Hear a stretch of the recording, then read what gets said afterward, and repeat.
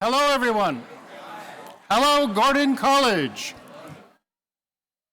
Welcome. Welcome to all of you. Thank you. Thank you so much for coming. Thank you for joining us.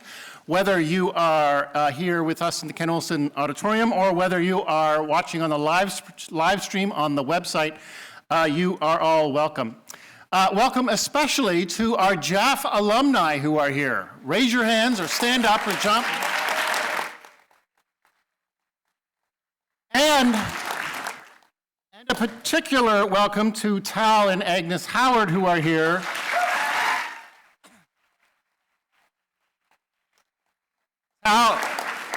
Dr. Tal Howard founded the Jerusalem and Athens Forum 20 years ago with a team of others. And 20 years later, we are still here. This is the 20th debate of the Jerusalem and Athens Forum, and I'm glad you are all here to witness it. My name is Paul Brink, and I am one of the two directors of the Jerusalem and Athens Forum, together with Jennifer Hevelin Harper from the History Department. Many of you will know that the JAF debate has become something of a spring tradition here at Gordon, often as a way to kick off the annual symposium week. I'm going to get out of here very quickly. I just have a few preliminary things to say before we get down to business. The topic to be considered tonight is an interesting one and an important one for an institution such as Gordon College, rooted as it is in the Christian Protestant tradition. Surely, we might say, it is our Christian commitments that underlie our commitment to human dignity. Look no further than the doctrine that we are created in the image of God. But, others might ask, are such Christian commitments necessary? Can there be other grounds for a high view of human dignity, perhaps even secular grounds? I am grateful to the students for agreeing to lead us in this conversation tonight. The resolution to be debated tonight reads as follows. Well, you can read it yourself, but I shall also read it. The concept of human dignity cannot be supported apart from a religious or transcendent justification. It is important for you all to know that these students were given this topic, and they are not claiming to be experts on it.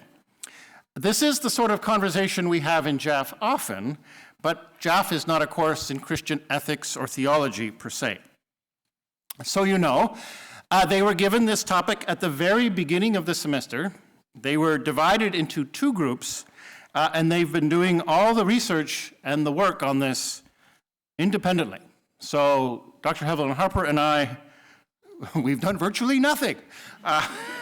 We will be as surprised and as interested as any of you are in what we hear tonight.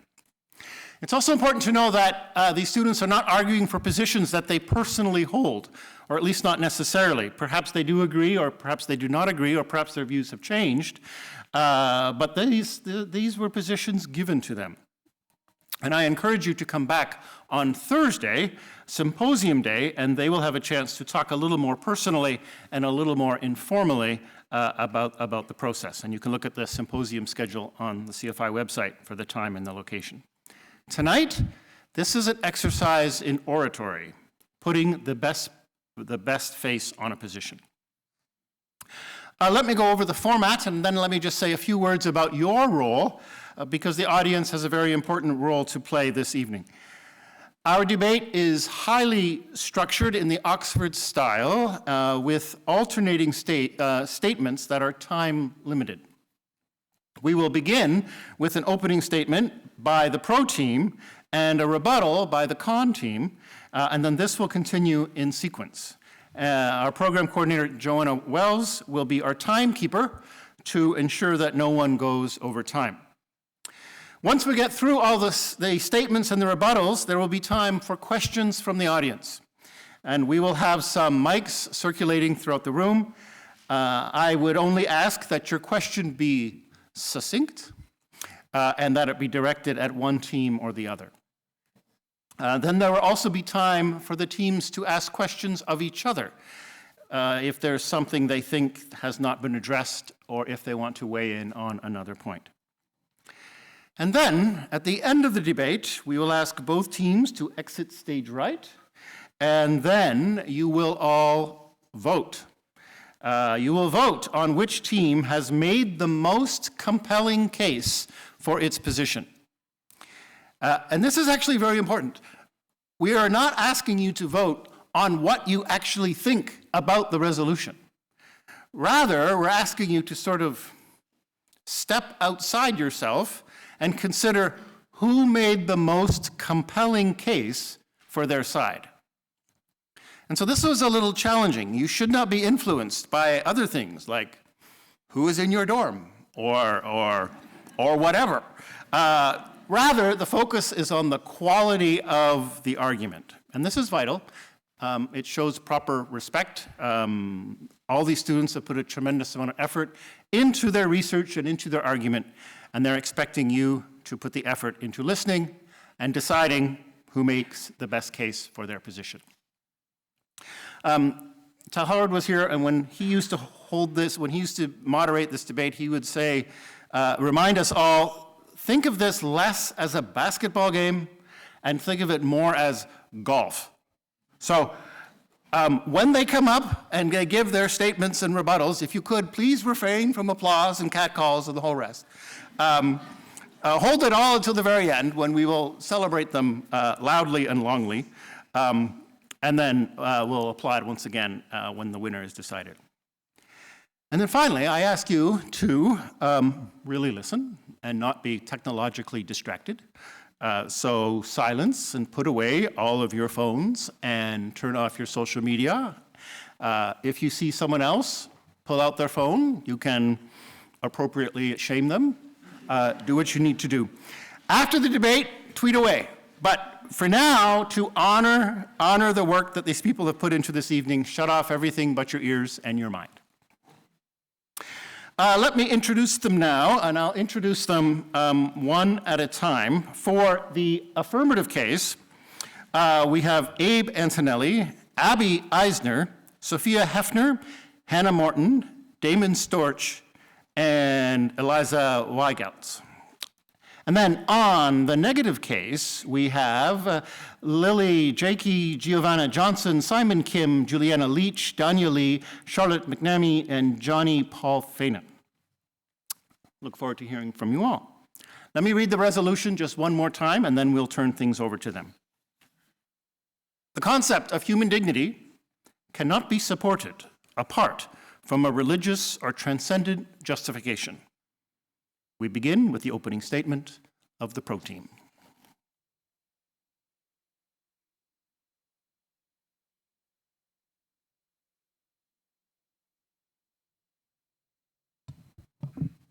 Hello.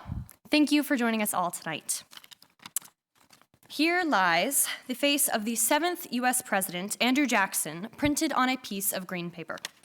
It signifies the value of $20 US. Now, the value of this bill is a textbook example of projection. Man has the propensity to endow everything in his environment with meaning. That is, if a thing's meaning has not already been granted by something beyond the authority of man. But because it is man who endows, say, this $20 bill with its value, it is perpetually subject to change. There have been times when the value of this bill has been allotted for an ounce of gold. But there have also been times where it has been allotted for 1/100th of an ounce of gold. Throughout history, man's projection of value changes, which can be clearly seen in currency. Now, this is certainly reasonable and necessary concerning things such as currency. However, if we do this with the value of a human being, which is the reality we subject ourselves to when we place the endowment of human dignity in the hands of man, we subject ourselves to accepting horrible offenses and degradations of human beings. Both sides have agreed to define the terminology of the prompt as follows. Human dignity will be defined as the unearned worth or status that all humans share equally. Justification is the process of showing validity by an appeal to a standard or precedent. Finally, we have determined that a religious and transcendent justification will be defined for the duration of the debate as the process of showing validity by an appeal to a universal force, which cannot be solely reached through the studies of material reality. Perhaps the most prolific atheist in human history, Friedrich Nietzsche, declared in his 1883 poem, Parable of the Madman, quote, "God is dead. God remains dead, and we have killed him," end quote. It is important to qualify that Nietzsche did not say God is dead in a spirit of triumphant anti-theist victory. Rather, it was said in a posture of crippling despair as he realized that we as a people seem to have lost our objective and uniting principle. And in the wake of that loss, we must now desperately come up with some new transcendent principle to appeal to before anarchy destroys us all. For without a transcendent principle to unite the masses, there is no legitimate way to discern reality objectively, or, for the sake of this debate, discern the value of a human being. It is precisely this fear of Nietzsche's that this debate rests on. If we do not find our value as human beings in a religious or transcendent justifying force, our dignity is as frivolous as shepherding the wind. Throughout the course of human history, mankind has always sought after a religious or transcendent justification as a source of validation for their spiritual suppositions. G.K. Chesterton writes in his apologetic work, The Everlasting Man, quote, "The crux and crisis is that man found it natural to worship, even natural to worship unnatural things. The posture of the idol might be stiff and strange, but the gesture of the worshiper was generous and beautiful. He not only felt freer when he bent, he actually felt taller when he bowed. It is clear among those who do and do not place faith in religious or transcendent justifications alike that when one gives themselves to something which they believe to be larger than themselves, there is a freedom and a purpose that is given to them that cannot be found without. On this account, it is only suggested that the attempt to rescind a religious or transcendent justification from the equation concerning the concept of human dignity is unnatural to begin with. And, that being said, we will discern how it is philosophically impossible as well. When a religious or transcendent justification is not accounted for in your worldview, the only viable epistemic option you have remaining is materialism, as all other kinds of spiritualism is dependent on either religious sustenance or is derivative of a larger transcendent being. So, consequently, when the spiritual is removed, all that remains is matter. The materialist's model attempts to use logic as a means by which they ordain and establish human dignity, as we all do in order to rationally place trust in anything. However, there is never an attempt by those who deny the transcendent to explain precisely what logic is. Is it tangible? Is it material? If so, it possesses the same nature as all other material reality, meaning it is disposed to the same evolutionary influence, and thereby it is subject to change.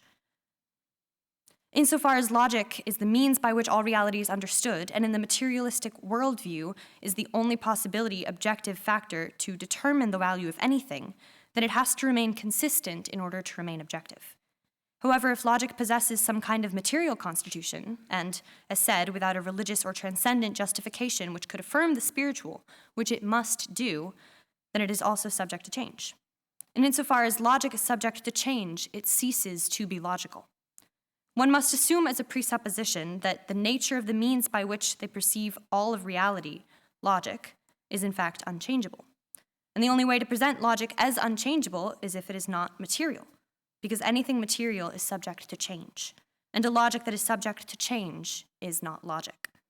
It then follows that even if logic is used as the means to dignify a human person, that logic, if subject to change, once again, can never consistently prove the dignity of a human being, and could therefore never be used as means to objectively prove the worth or value of anything at all. Thank you.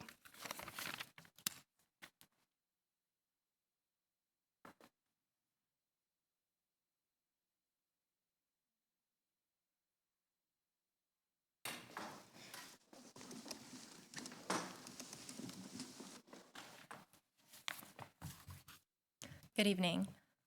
Tonight, the affirmative team has offered you their first line of arguments in favor of the resolution. While the intention behind their effort is admirable, their proposed framework offers us an unfortunate dilemma.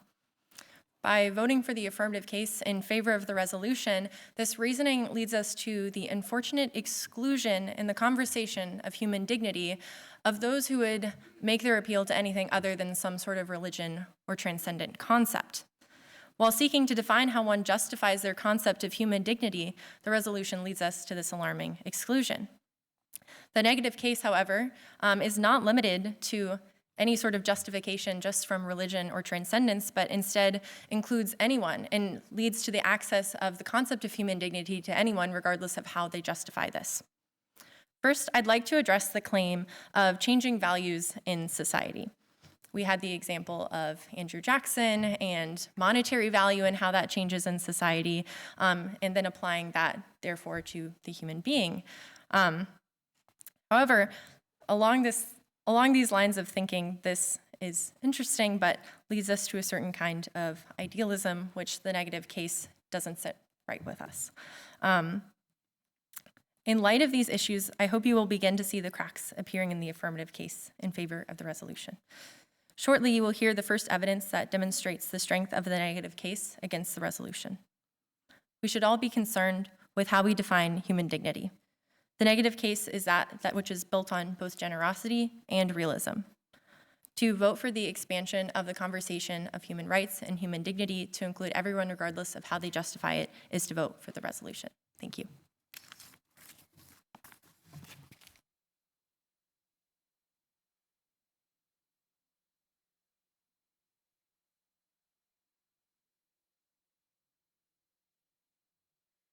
Modernity is often known for its lack of spirituality and often the secularization of morality. Religion is pushed out of the public sphere and deemed frivolous and inefficient, resulting in tension between religious actors and those in favor of secularization. To provide clarification, the negative team does not intend to secularize society, claiming that human dignity cannot be justified through religious or transcendent justification. The negative team simply intends to provide a broader understanding of various justifications of human dignity apart from religious or transcendent thought. A non-religious or transcendent justification includes non-theists under the scope of human dignity. To point to a notable example, it's worth examining the Universal Declaration of Human Rights. Formed at the beginning of the Cold War, the committee creating this declaration, headed by Eleanor Roosevelt, sought to promote human rights for all persons across the globe. Some signers were indeed Christian, though justified human rights secularly as to not, quote, estrange major parts of the world population from the UDHR. The key in this framework is to acknowledge that influence is separate from justification. The writers wanted to keep justification of human dignity broad and secular as to affirm human dignity for all, not just for it to apply under religious presumptions. More specifically, Eleanor Roosevelt expressed that she would have loved to mention God in the document, but that there were others sitting around the table who would, quote, violently be opposed to naming God, end quote. She conceded that it was not necessary for her to impose religious justification for human dignity within this context in order for the concept itself to ring true. In this case, the understanding that human dignity would be more accepted to address within the political sphere when religion is not mentioned, not that it is a frivolous perspective, but that it is one of many perspectives to be accommodated regarding the justification of human dignity. By broadening this understanding, the drafters of the UDHR were able to advocate for human dignity in a more inclusive and accessible manner within the broader legislative context. Another drafter, P.C. Chang, similarly struggled with this. Heavily influenced by Confucianism, Chang stressed that dignity was a status condition, showing benevolence to fellow humans, and one having a dignified condition of living. He emphasized that if the UDHR were to be based on religion, that would threaten the, quote, impartiality and universality, end quote, of its application. Although individuals may hold a transcendent view, that is not necessary in the justification of human dignity. Scholars such as Johannes Morsink highlight that most drafters of the document had no interest in the, quote, alleged metaphysical foundations of innate human rights, and they certainly did not share belief in a single transcendent source of human value. Therefore, the UDHR's implications for international human rights affirms human dignity for all, and emphasize dignity not upon their value as endowed by a creator, but in their simple human nature. Aside from the UDHR, there are several other human rights documents that affirm human dignity apart from religious or transcendent justification. The Nuremberg trials were held by the Allied forces after World War II, in which Nazi leaders were held on trial for war crimes, crimes against peace, and crimes against humanity. One of the most notable cases, U.S. v. Karl Brandt, contained the indictment of 23 scientists and physicians being tried for their involvement in cruel human experimentation on individuals imprisoned in concentration camps. From this case, the Nuremberg Code was born. The Nuremberg Code is a set of ethical research principles for human experimentation that was created during US v. Brandt to prevent something like this from ever happening again. The code centralizes around the idea of human dignity in medical experimentation, implying the existence of basic human dignity itself. Religion is not referenced in the trials, but rather international humanitarian law, which never references religion, yet still affirms the dignity of humans. Many of the doctors were called out for their violation of the Hippocratic oath to which they had sworn. This oath affirms that life is sacred, but does not justify it through religion. Additionally, on a much smaller scale, the African Charter on Human People's Rights of 1981 expresses, quote, fundamental human rights stem from the attributes of human beings, which justifies their international protection, and every individual shall have the right to dignity inherent in human being, end quote. Though a minute example, the assertion that humans have rights based off their attributes as humans is monumental. Though not a metaphysical analysis of the cosmos, this provides that humans have inherent dignity because they are humans. It is justified plainly and simply, and to come from an angle of inclusion and rejection of privilege, that simple justification should be enough. Once more, the negative case does not seek to reject religious or transcendent justification. Insofar as the secular justification for human dignity is able to uphold dignity for all, making it accessible to all worldviews, the negative team upholds its stance. Though those holding religious or transcendent views and appealing to a higher source hold their morals to a high degree, human dignity must be able to remain upheld even outside of a religious context. Thank you.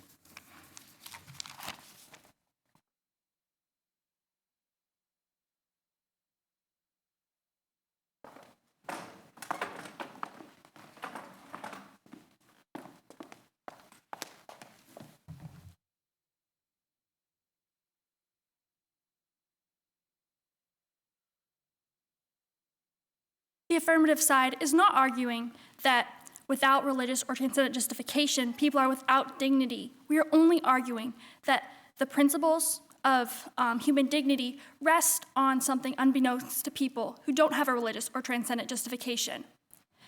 When they appeal to logic, they appeal to religion and transcendent justifications, even when they use logic that they deny is transcendent. Furthermore, to address a point by the negative case, the person who added the words human rights to the UN Declaration of Human Rights was John Smuts, who himself was a devout Christian.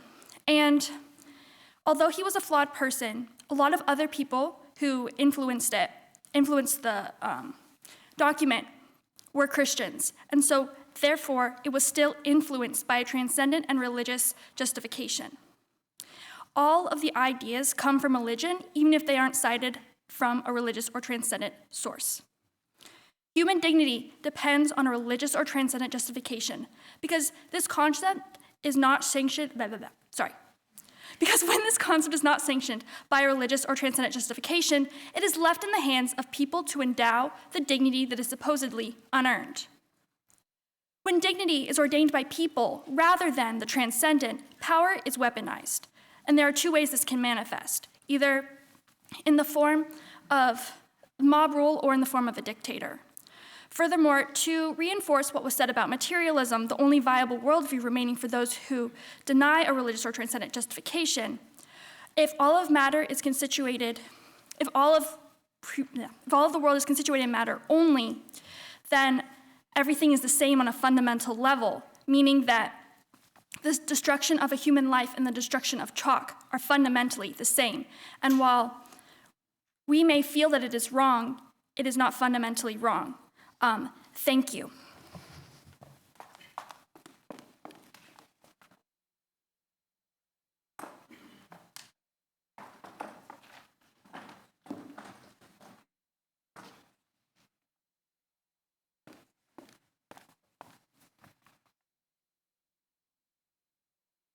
If we were to identify one person who perhaps had the most influence on our modern view of dignity, it would be Immanuel Kant.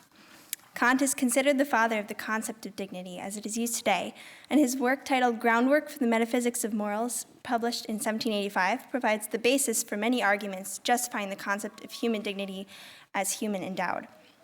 However, upon closer examination, the heart of his argument depends on the existence of the transcendent, and his definition of human dignity would not be justifiable without first assuming the existence of something beyond the material.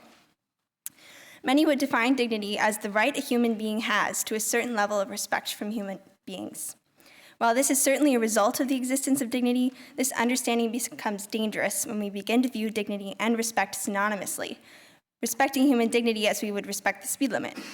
We recognize the dignity of others by not violating their rights, but observing them and acting within those limits. However, this fails to acknowledge a person's authority to claim those rights. What gives them the position to demand that we treat them a certain way? And yet somehow we all agree that these rights belong to a person simply because they are a person. For Kant, this is because of value. Human beings possess inner value, which has no equivalent, rather than relative value, which has a price based on need. Kant's theory of dignity is based on his view that a person's humanity is always an end and never a means to an end. According to Kant, humans have worth and not a price. Humans also have the capacity to recognize and follow a moral law, a set of rational principles with which we ought to align our lives. It is this capacity to will our own ends that separates us from the animals who act only according to physical laws of cause and effect. According to Kant, our ability to make moral choices based on reason, to have autonomy, is why human beings merit dignity. This ability demands a moral respect from which we derive laws and submit to them out of our respect for others. Though humans have the capacity to choose their own actions, they are duty-bound to conform to only those actions which they believe would be right for anyone to do if placed in similar circumstances. Reason demands we submit our will to this regulative law, which Kant calls the categorical imperative. In a perfect will, which contains no desires which conflict with reason, reason infallibly determines the will, and the will chooses only that which reason independently of inclination recognizes as good. It is only because of our subjective desires that we ever act contrary to reason, and this tendency is the reason why we need laws and a sense of moral duty. However, this definition of dignity as resulting from a human's capacity to reason and make choices is problematic on many fronts. What are we to make of those individuals who are unable, for one reason or another, to use reason or to make choices? What are we to make of those who are disabled or very young children? And what of those who live under oppression and are unable to make their own choices and to will their own ends? Are they then stripped of their dignity? As atheist Sam Harris states, the problem is that whatever attribute we use to differentiate between humans and animals, intelligence, language use, moral sentiments, and so on, will equally differentiate between human beings themselves. If people are more important to us than orangutans because they can articulate their interests, why aren't more articulate people more important still? Dignity must therefore transcend our capabilities. As our definition states, dignity is inherent in human beings and not earned. Dignity must also exist independently from human rights. It is not a means to an end like human rights, but must be a thing that exists apart from any definitions of justice. It is only a certain conception of dignity that can justify using it as a basis for human rights, dignity as authoritative in making person-to-person claims. But if our conception of human rights can be said to uphold or violate human dignity, then this dignity must exist outside of human rights and must stem from something else entirely. The reality is, even this definition of dignity appeals to the transcendent. The moment you say any theory is right or wrong, you are appealing to a universal moral or ethical standard, which by necessity must exist outside the theory. How can we say we have made a moral choice without referring to some objective morality? How can we even say our reason is always accurate or sometimes accurate without having a goal at which we are aiming? There must be something outside of nature, outside of our human reason, which defines right and wrong. Therefore, if it is impossible to justify human dignity because of any traits existent in our nature, we must conclude that the source of our dignity lies outside of ourselves. Thank you.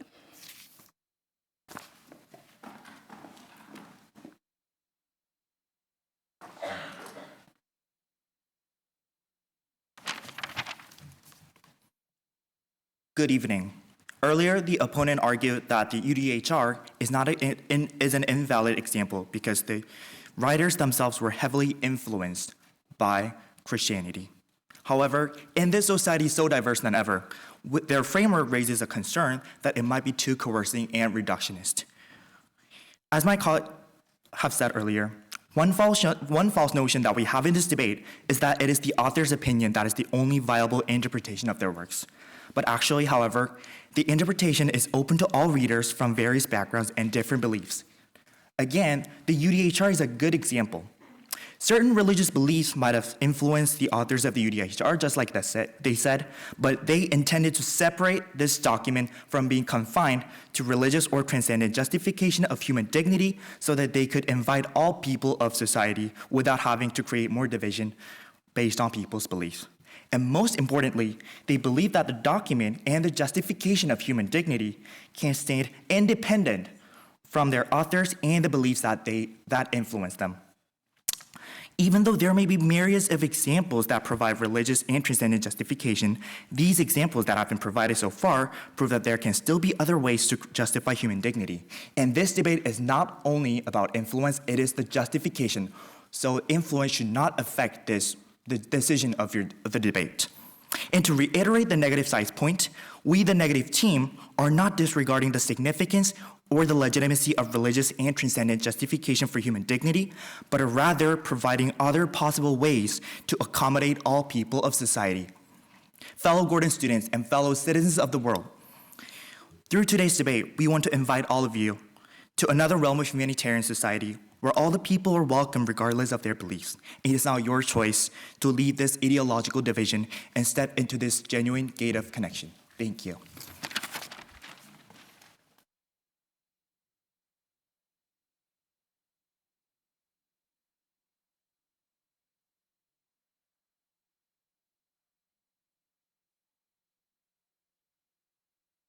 Thank you for joining us this evening.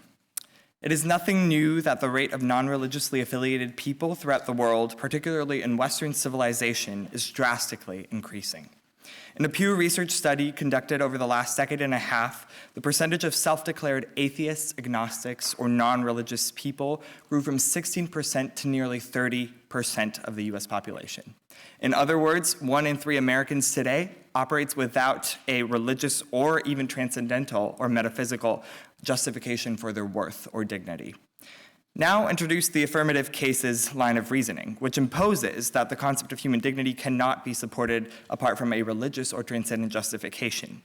This is a dangerously obtuse perspective to maintain in an increasingly pluralist world where many people justify inherent dignity outside of religious or transcendent notions. This view does not align with the negative cases line of reasoning, which acknowledges human dignity as one of the core principles uniting our pluralistic societies, religious and non-religious, as seen in the sustained involvement of the United Nations. The detachment from a metaphysical understanding of human dignity has been gradual and prompted by preeminent thinkers of the 18th, 19th, and 20th centuries. In The Rise and Triumph of the Modern Self, Carl Trueman traces a philosophical history of the downfall of belief and religious practice. Though a Christian himself, Trueman makes it his priority in his work to separate his own beliefs from his historical account of the self. In tracing the departure of the notion of human dignity away from religious and transcendent definitions, Trueman highlights the thoughts of atheist and non-believing philosophers such as Friedrich Nietzsche and Ludwig Feuerbach. Kant is clearly not the only thinker and not the majority view on human dignity as an atheist. The negative case wants to acknowledge that these thinkers are highly polemical and controversial for many of us here today. However, their perspective is of paramount importance since it has set the groundwork for much of contemporary thought surrounding human dignity. The negative case's goal is to give voice to the perspectives many people hold to today, which have been indubitably formed by these thinkers. Trueman discusses the thoughts of German philosopher Friedrich Nietzsche as foundational to contemporary philosophical thought. In The Gay Science, Nietzsche argues that human existence and meaning can be justified apart from religion or transcendence, since the very notion of metaphysical reality is merely a social construct. According to Nietzsche, religion or belief is a social construct which was corroborated gradually and unintentionally by humanity to guarantee its safe evolution through time. This reasoning is certainly widespread today, where many non-religious people operate with a self-constructed understanding of human dignity, one which is not rooted in a religion or belief. And to quickly address the affirmative cases quote from Nietzsche, God is dead, the overreaction of Nietzsche's quote-unquote fear to the descent of religion in contemporary society was not so much a fear out of a desire to preserve religion, more of a fear to encourage and demand that society own up to the fact that it has killed God. It is no longer religious. The German philosopher and anthropologist Ludwig Feuerbach goes one step further in his book, Essence of Christianity. He believes that, quote, wherever morality is based on theology, wherever the right is made dependent on divine authority, the most immoral and unjust, infamous things can be justified and established. Although religion has offered a justification of human dignity for some, religion has also been known to damage the very dignity it seeks to uphold, most notably in the medieval Crusades, colonization under the guise of proselytizing, or more recently in Islamic extremist groups. Feuerbach argues that morality and human dignity rooted in religion alone is frail and can easily be misused. Many people today choose to construct their justification for human dignity as a reaction to what they see as religious infringements of human dignity. While the negative case is not in any way hostile to religion, we do want to give voice to the very real perspectives of our communities, our families, and our world. The rationales of Nietzsche and Feuerbach pose a challenge to a Kantian understanding of human dignity rooted solely in humanity's ability to reason and live morally. For these philosophers, as for so many people today, morality and human dignity simply do not find support within a metaphysical justification. Instead, humans possess the innate ability to construct reality for themselves, and thus to justify their inherent dignity on their own. Thus, the concept of human dignity can, in fact, be supported apart from a religious or transcendent justification, especially in our increasingly pluralistic and globalized societies. The fact of the matter is that many, many people, our friends, relatives, peers, now operate daily with no religious or transcendent reasoning behind their understanding of human dignity. Can we soundly conclude, as the affirmative case so extremely suggests, that the people dearest to us have such a shallow and incomplete view of dignity outside an exclusively religious or transcendent justification that it should be completely dismissed? Thank you.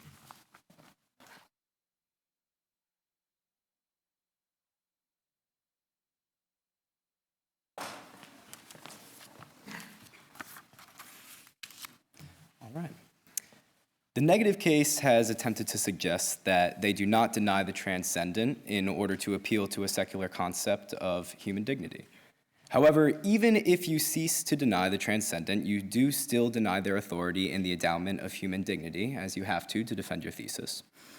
In keeping with our shared definition of human dignity, nearly every belief that relies in a religious or transcendent justification for their concept of human dignity holds that the transcendent had formed man with that dignity and that it had not been earned by him. If you take the transcendent out of this equation, you must suggest that that dignity was not granted in the transcendent formation of man, and therefore started at a later time by man or some other authority, intuiting that it had been earned. And if you suggest that the transcendent was not present in the formation of man, you fall into materialism once again, resulting in having to deal with all of the problems that we posed earlier in the debate. To address Charlotte's concern, of course we are not suggesting that those without a religious or transcendent justification are without dignity. For most people who place faith in a religious or transcendent justification, for their concept of human dignity, believe that all have been endowed with dignity by a transcendent force. We are only saying that they are relying on a transcendent force unbeknownst to them. Also, as said by Simon in his rebuttal concerning the UN Declaration of Human Dignity, he said that the importance is not about the intent of the writers, but the interpretation of the readers, although this is completely futile, considering that in order for a legitimate and consistent rendering of human dignity, one must interpret consistently. And if interpretation varies, then the truth varies, leaving the negative case once again without a consistent definition of human dignity. Thank you.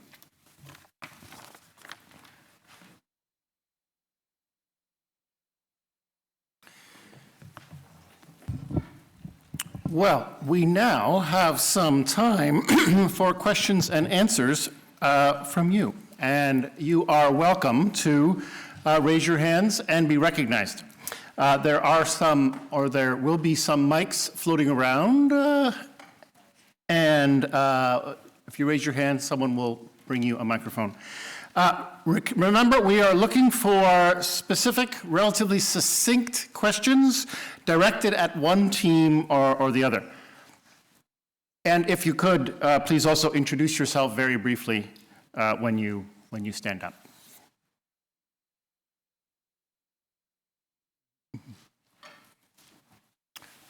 Maybe right down here, Grace.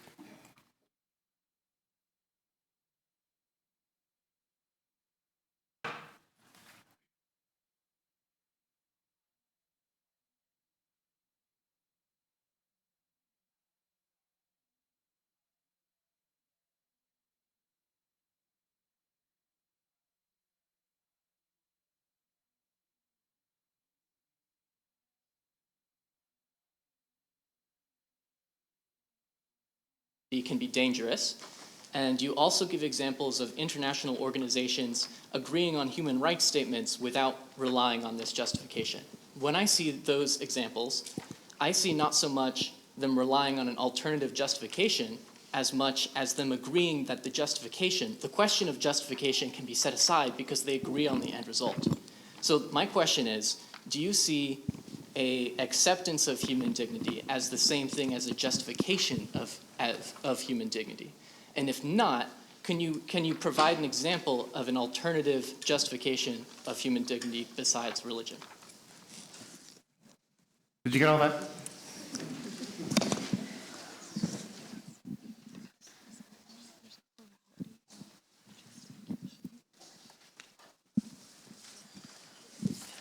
I'll do my best to answer that. Colin, that was beautifully worded.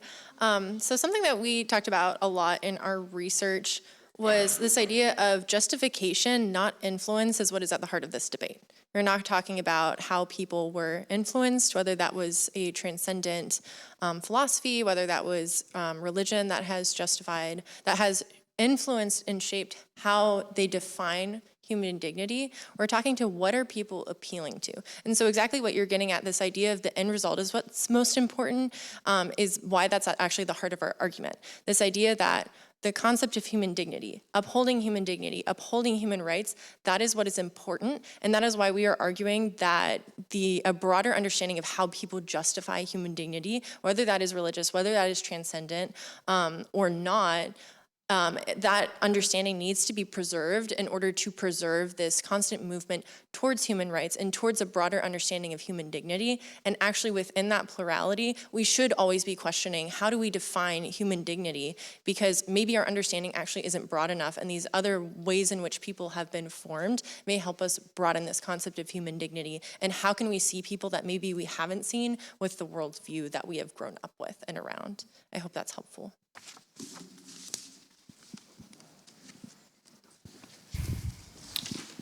Testing. Oh, there we go. We got a mic. Can you pass that down, please?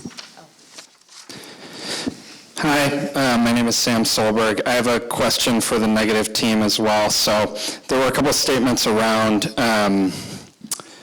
justifications for human dignity coming out of social constructs or humans defining their own inherent dignity, and I believe inherent was part of the I think it was part of the definition. If something is justified by a social construct or defined by an individual for themselves, how would that be inherent?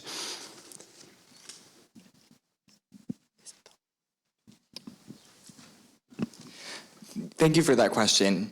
That's something that we were wrestling with and trying to understand the different perspectives that we were interacting with. And part of the intrinsic question that you're addressing has to do with the fact that we are human, and our human nature is intrinsically attached to our human dignity, or vice versa. And the fact that thinkers such as Nietzsche and Feuerbach, and even Marx, dare I say, understand that society is comprised of these humans, and these humans, having their intrinsic dignity, are able to then understand this dignity that is within themselves and construct it to see it fit. And to go back to our last question, to kind of tie it in, the way that humans can agree upon one, maybe a means or an end of human dignity in itself, shows that we are capable of defining and constructing human dignity through our own lens because we have that ability.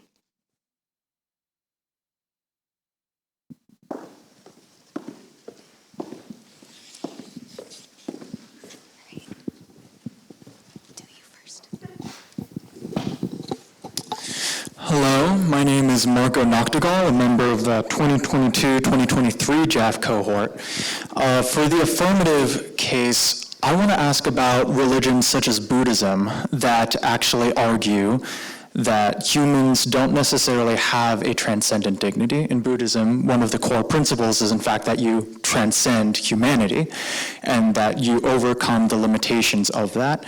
And as a part of that, a punishment is being reduced to less than human. And so I wanted to ask the affirmative case, if your argument is that religion and transcendental thoughts are core to quantifying human worth and value, how do you deal with religions that don't necessarily do that in the same lens that a religion such as Christianity does?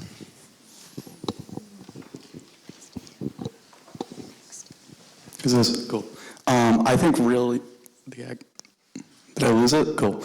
I think really simply, Buddhism has nature as the transcendent justification, and the goal of the religion is to submit to the natural order, which I think that's fairly obvious to me as why Buddhism is a support for a religious transcendent justification of human dignity, because humans have equal dignity that is very minimally contributes to their worth, so they deny their dignity and submit to the natural order. I'd also like to add on that count that, as you said, the goal of Buddhism is to transcend humanity, right, to reach a point of nirvana. And in doing so, that you are appealing to that standard, right? I mean, Nietzsche would call this the Übermensch, but that is the standard by which you are appealing to, once again, addressing our and supporting our claim that you must have a religious or transcendent justification in order to conceptualize human dignity.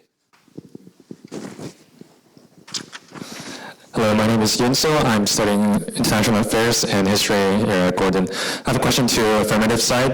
Argued that the concept of human dignity cannot be separated apart from religious or transcendent justification because the social norms and the other justifications by human or anything tangible can result in that dignity being tangible and changeable.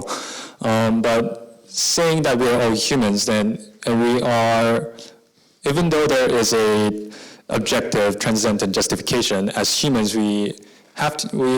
as nature we subjectively interpret that justification, then doesn't it make more sense to understand that the justification isn't it hard to conclude that the justification is objective, since we are the actors that are pursuing this justification are subjective in nature? Thank you. Thank you so much for your question. If I'm understanding correctly, you're questioning whether or not any justification can truly be objective. Okay.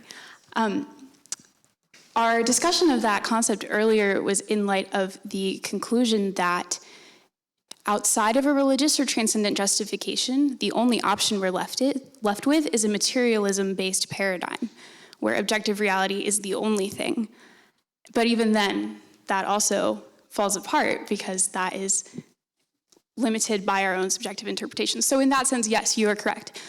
However, our point is that religious or transcendent justifications are the only possibility of being free from that subjectivity and changeability. Religious and transcendent justifications offer immutable options, but materialism, nature is by definition mutable and changeable. So it leads us to have a need for something greater that is unchangeable.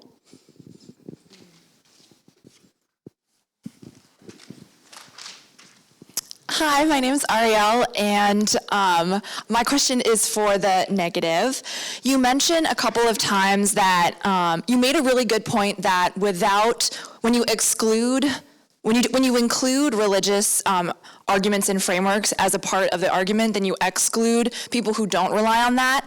And you mentioned that there are other frameworks of which one might rely on when confronting these arguments. Can you explain though what those alternative frameworks are? if that makes sense. Thank you so much for your question. Yeah, that was really important to us while we were thinking about this and we were gathering evidence. We talked a lot about just the people that we know in our own lives. Like, all of us have people in our lives that we've had conversations with that don't appeal to any sort of transcendent framework, that don't appeal to a religious framework, that just isn't something that they see as being practical in their life. And that they're like, that's all, like, I've had conversations with people where they've said, it's all well and good for you to tell me that even if I don't know it, that my recognition of my self-worth or other people's worth does come from God, but at the end of the day, I don't think that. So in my mind, that has no bearing on me. And so commonly the arguments that I hear from just people in my own life is that this is just really a social necessity. Understanding that other people have value and worth and dignity is essential just for a society to operate. Politically, socially, for us to have relationships with other people, for us to pursue the interests that we have in our own lives. And they really just don't see it as a necessary framework to be able to point to God and say, well, this is why I do this, or to point to a transcendent philosophy that they just don't see as relevantly operating in their day-to-day life. So that was really the heart of what we ended up talking about and how we really wanted to form our debate conversation around that, just very practically, of how people define that in our own life. So I hope that's helpful.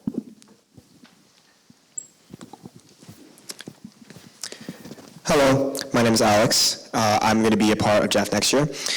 I have a question to the negative side. It's kind of a follow-up question, so I would like to ask a question and then follow up with that, if that's all right. Do you guys believe that human dignity is tied with an objective morality? This has been an ongoing discussion, but we decided that that was not really the core of what we were debating today, and we figured that that would turn into a debate about semantics and lead us down some rabbit trails that we don't have time to unpack today. Yeah. Okay.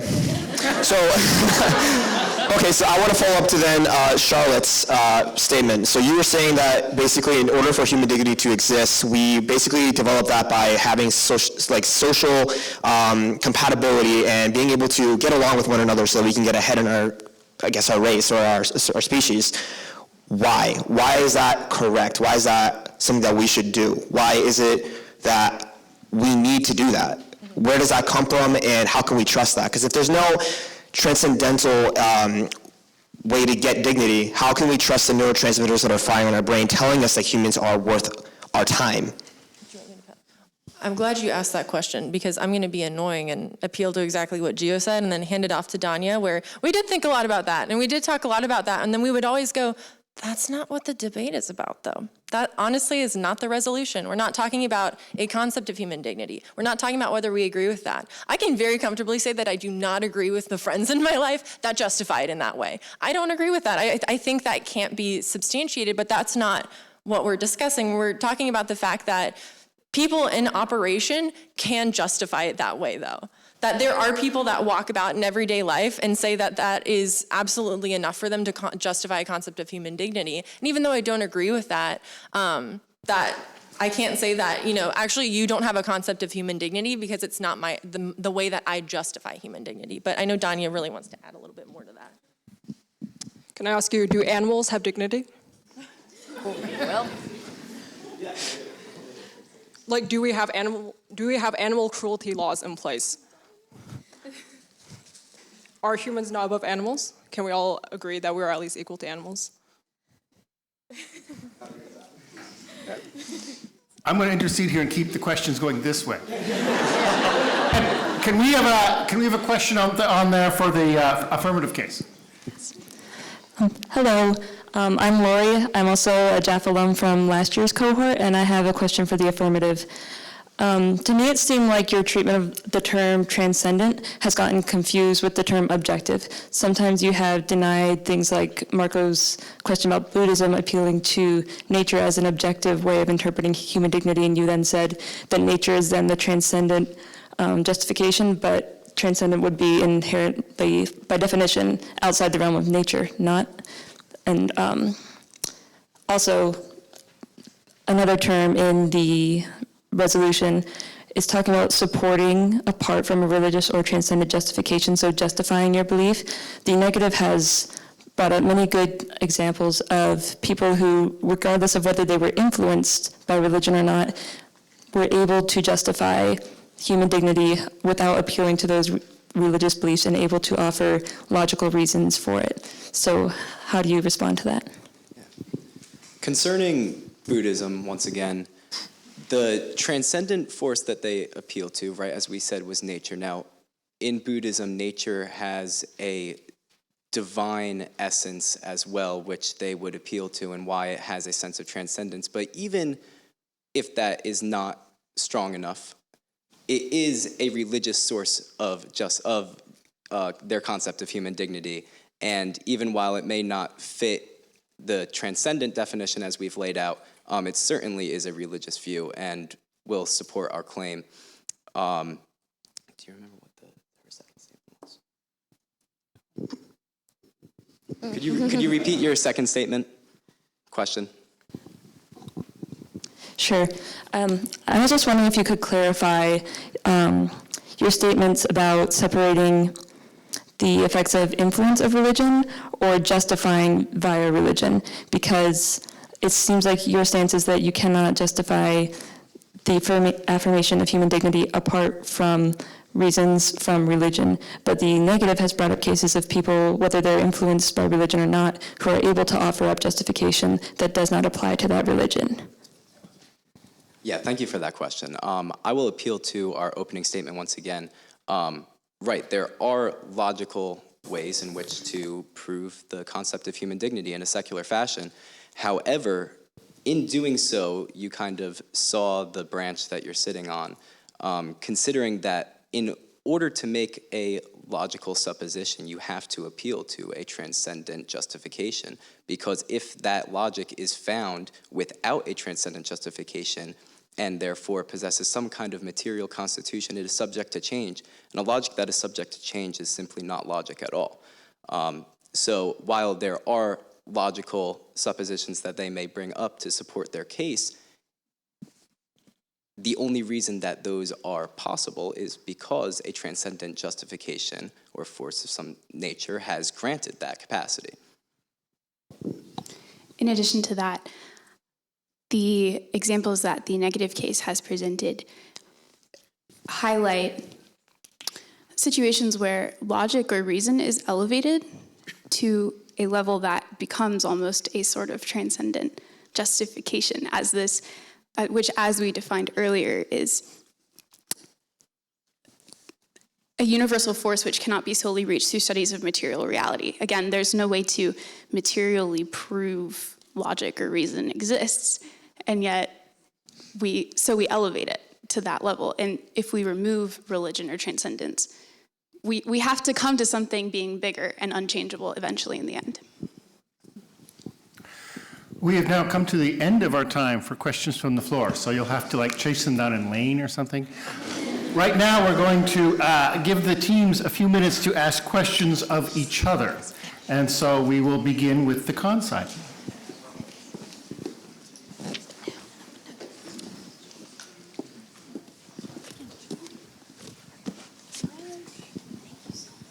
Hello.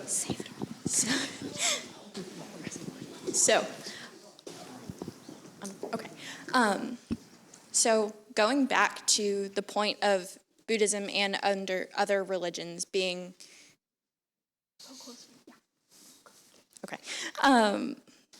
being that transcendent view, within Buddhism having nature be that transcendent view, doesn't that mean that's subjective, and isn't that subjectivity kind of doesn't that deny the entire, premise of what you're basing your argument on, that there is an objective form of transcendent thought there?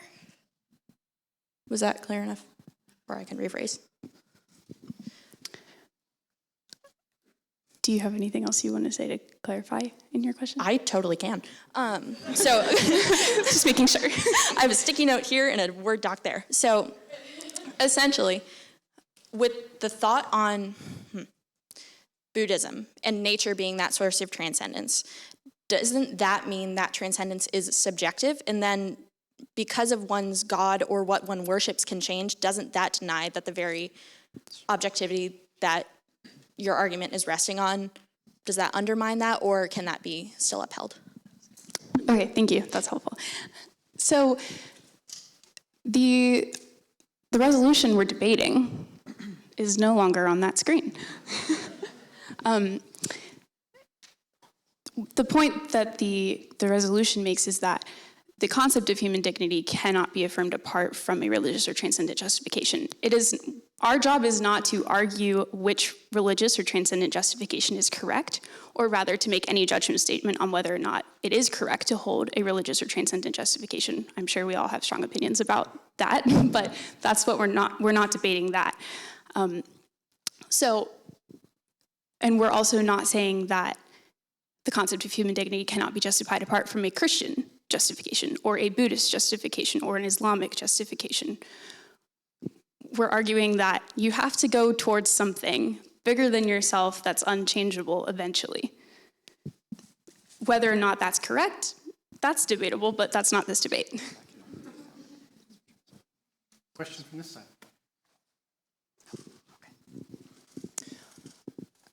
Charlotte, as you said, human dignity is a social necessity, and I think we have common ground there.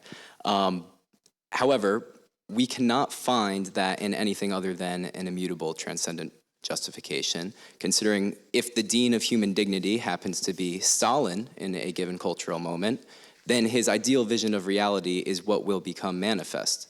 And how are we supposed to find our concept of human dignity if a distorted view of dignity becomes the common view that's enforced upon the masses?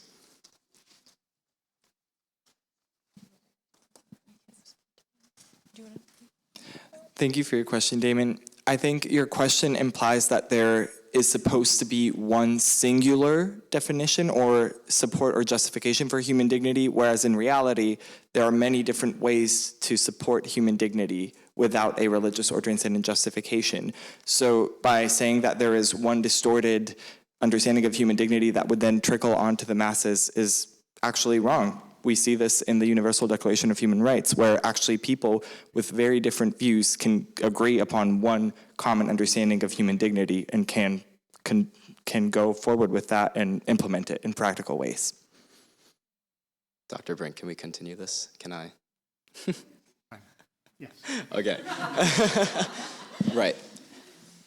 Considering that Universal Declaration had a founding point in a particular time and space and was endowed by a particular potentate, that would intuit that our conception of human dignity is subject to change, varying from each authoritative figure. And that being said, there's no way to consistently have an objective concept of human dignity if we allow that concept to be in the hands of man per se or some other authority on that. And yet here we are, not centuries, but decades later, and the Universal Declaration of Human Rights still stands. Wow, it flew out the window. Oh yeah, okay, there it is. Back in there. So I just wanted to address the conversation of objectivity, which the affirmative case has brought up a lot. That I just wanted to clarify that our position as a negative case has no bearing. Objectivity is not a core tenet of our argument in the sense of we're actually advocating for the reason that the concept of human dignity doesn't need to rely on a justification on a religious or transcendent source, is to continue the conversation of how are we defining human dignity? Because when we rely only on a particular source, we've talked a lot about the corruption that can lead to. And that is also not limited to people. I would like to clarify that. We have often seen religious regimes, people who are appealing to transcendent philosophies that exploit people, that deny people their own human dignity, which is why we need people who justify human dignity in all sorts of ways to be in that conversation, to constantly be questioning, are we including enough people in our fight for human rights, or are we not seeing everyone that maybe we should be seeing right now? We move now into our final concluding statements. And so we will begin with the pro side.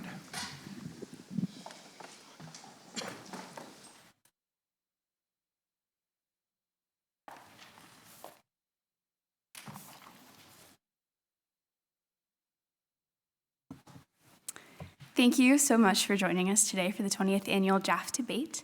To close, I would like to summarize what the affirmative case has described so far. We have shown that throughout history, man's projection of value changes, subjecting humanity to a perpetually changing and thus meaningless declaration of dignity. Yet humanity has always oriented their beliefs around human worth around religious or transcendent authorities, because we have always known that we are incapable of assigning worth without appealing to something greater than ourselves, or we elevate ourselves to the position of a religious or transcendent justification. Without a religious or transcendent justification, materialism becomes the only possible worldview through which to analyze reality, and logic, the only tool that could articulate a legitimate concept of human dignity, is inept because it is susceptible to change and not objectively provable. If human dignity is the unearned value or status of a human being, it cannot be granted by man in any way or by a social construct. If we suggest that man ought to be the source by which reality is perceived, we subject ourselves to whatever twisted delusion a man or mob with the most power prefers. At the most fundamental level of being, there's no material distinction between anything, leaving us incapable of prioritizing the value of a human life over anything else. When one denies the transcendent, the capacity for human agency is lost, therefore making all moral criticism meaningless. These points have already been expressed to set the stage for the conclusion of our work. Throughout history, humanity has tried many times to justify its dignity outside of a religious or transcendent force, whether by social role or status, position within a political or governmental system, skin color, gender, sexuality, or even religious identity, even to a point that it excludes others. In the Age of Enlightenment, dignity became more strongly tied to one's ability to demonstrate reason, and even more so to one's status as a white male individual, enacting and perpetuating abuses of non-white individuals, with slavery, the abuse of indigenous peoples globally due to colonization, and further implementations of institutional racism. Women were not afforded equal rights or dignity, and children were routinely abused without legal protection. The 20th century saw disastrous consequences of limiting human dignity on large-scale proportions, with the horrors of the Holocaust, genocide across the globe, endless wars, the continuation of systemic racism. It is impossible to comprehensively list the horrors of what happens when dignity is denied. In all of these instances, innocent people were unfairly abused due to the narrative that we, the select few, deserve human dignity while the other does not, failing to acknowledge the pluralistic reality that we live in and the beauty of diversity.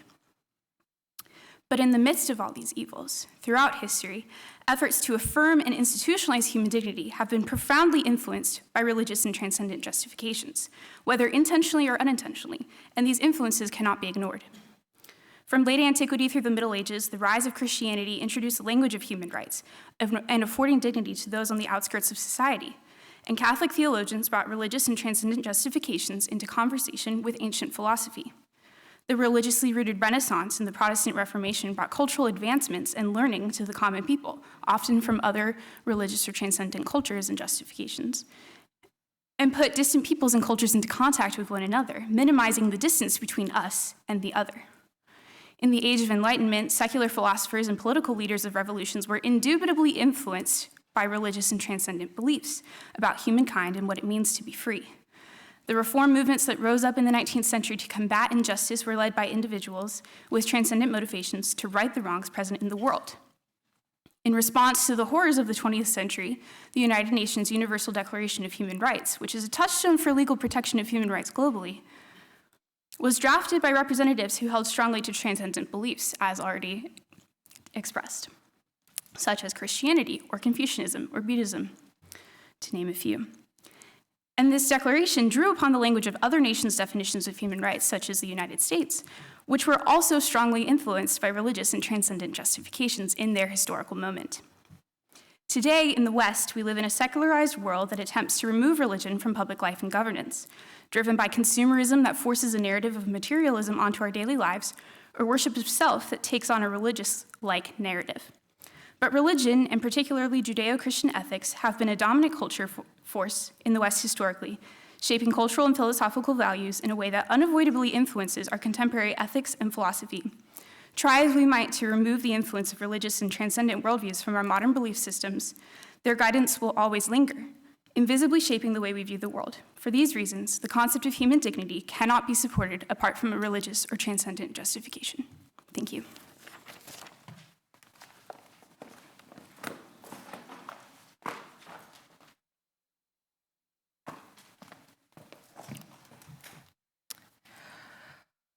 Friends, today we gather here asking you not of what you believe of the resolution, but of which world you would rather live in, ours or the affirmatives. The affirmative team presents a world in which human dignity is tied to beliefs that not all of us share, particularly in a Western Christocentric world. According to the affirmative side, those who deny religion or any sort of higher power cannot justify human dignity. In other words, according to this view, a secular justification of human dignity would be invalidated and one would be discouraged to advocate for the principle in and of itself, undermining the very concept of human dignity.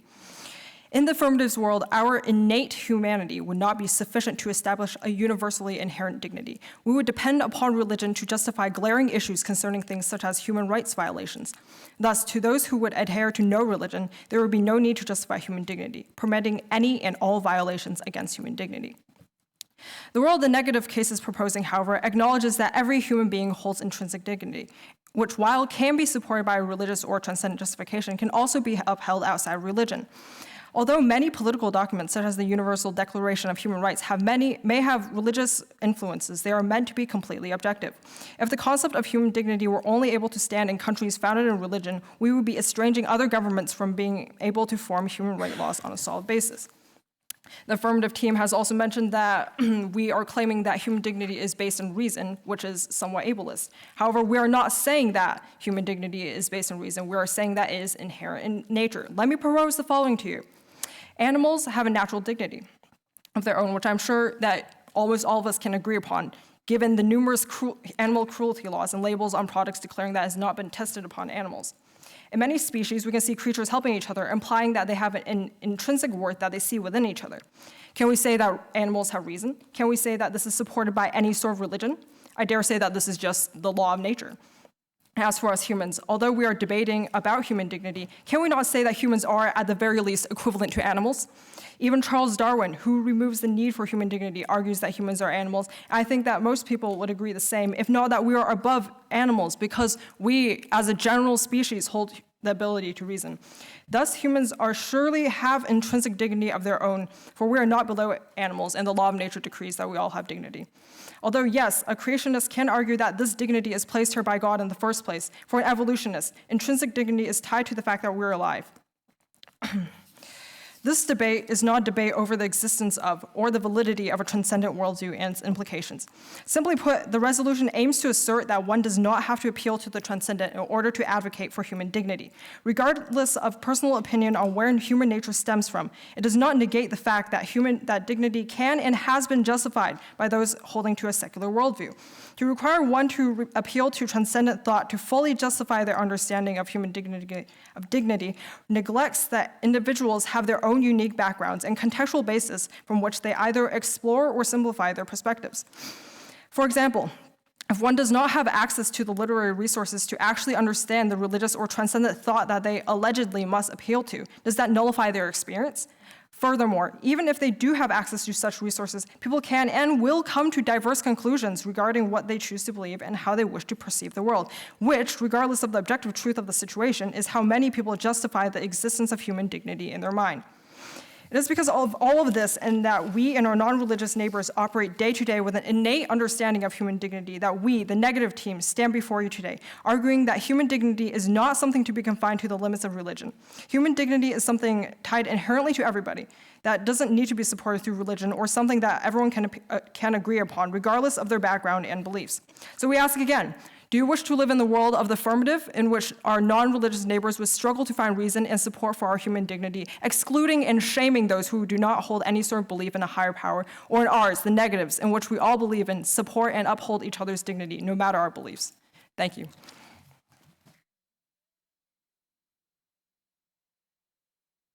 We are now going to ask our debaters to exit stage right, but as they do, let us thank them for their work thus far.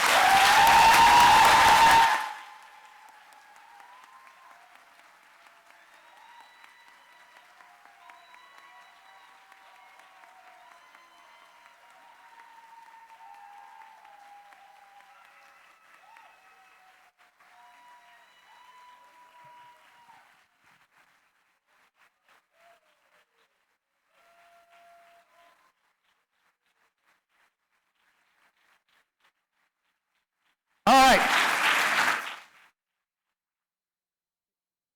It is now a time to vote. So, again, let me remind you, this is an important role. I would reiterate, you are not voting on the basis of your affinity with particular people, nor even really on your own opinion on the matter at hand, but rather on which side made the most compelling case for their position. So, think about it for a minute, and I'm asking you, don't get swayed by your neighbors, by the people around you. And then, once you raise your hands, we will have several people who will do the actual counting. So I'm going to start with the affirmative side. If you believe the affirmative team made the most compelling case, please raise your hand and keep it high.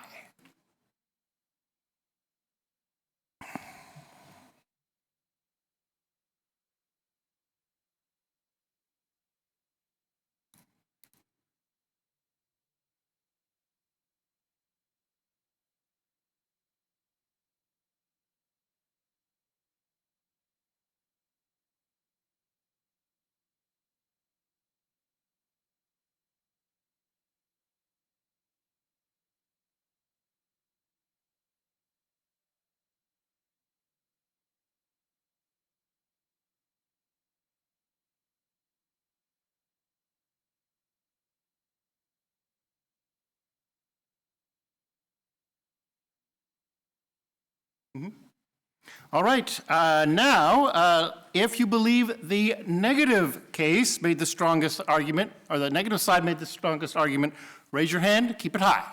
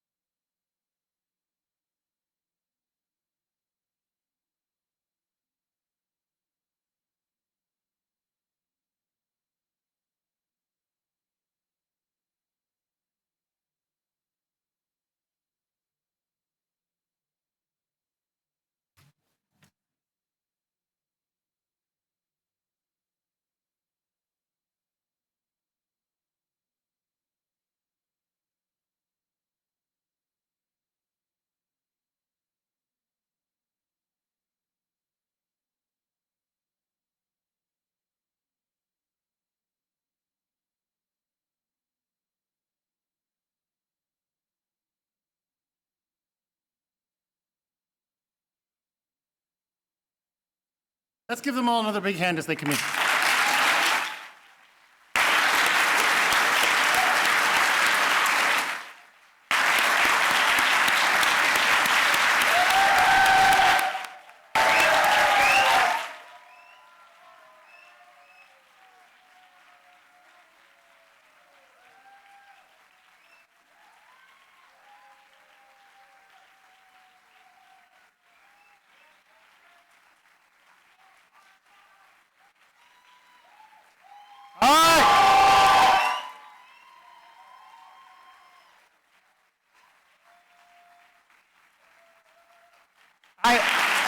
I hope both teams take heart from this general enthusiasm. Clearly, both teams did very well. It has been a tremendous amount of work for both of you teams, and so thank you. You pulled it off admirably. Thank you all for coming, and thank you to both sides and to the captains of both sides. The results, the pro team received 70 votes, and the con team received 91 votes, so the win goes to the negative side.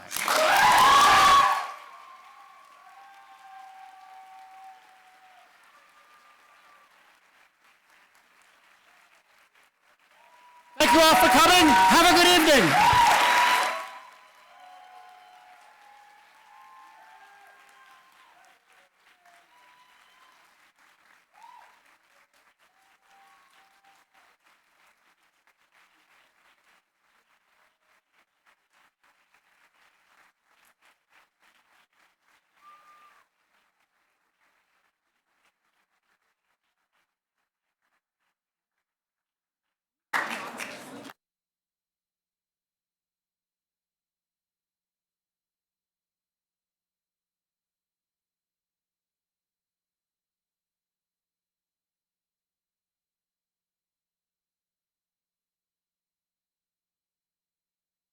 To me.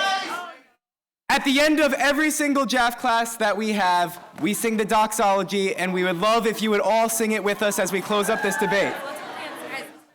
Here's your starting pitch. Praise God from